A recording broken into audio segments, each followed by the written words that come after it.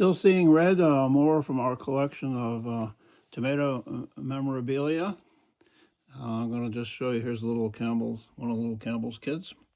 Campbell's soup, global company, but it all started with condensed soup, and we can learn a bit about the history of it.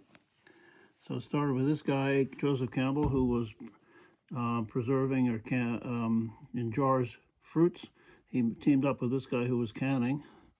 They started a company, this major company in my area, Camden, New Jersey. They started with glass jars, and then they learned how to condense the soup, tomato soup, get the water out of it, so it was much easier to transport and would keep longer.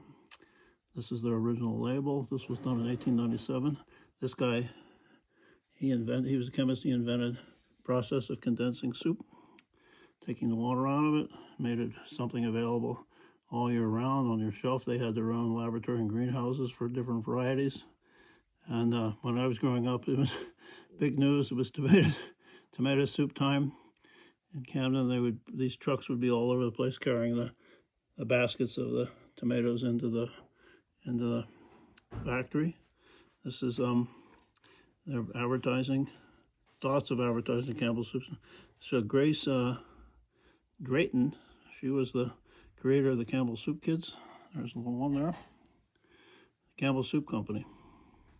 And this book is everything you'd want to know about this major company. Through the advertising and the consequences of its collections. Look at these soup tureens that they collected, and all of the companies that they own, Pepperidge Farm and Swanson's Dinners.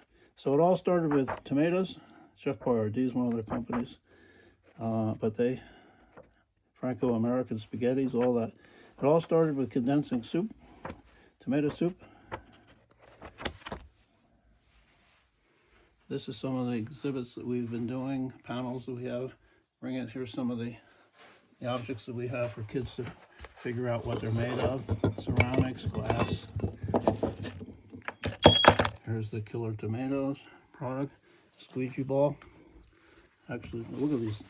It's a world crop. Look at these stamps from all over there.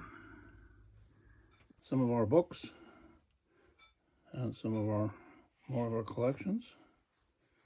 Yeah, a brief look at this slideshow. There's the heirloom varieties, how they grow. Jersey Proud. It started in the Andes region and then spread through bird seeds up into the rest of the world. And you can see more of this show. Yeah, I grew up backyard growing tomatoes like everybody did.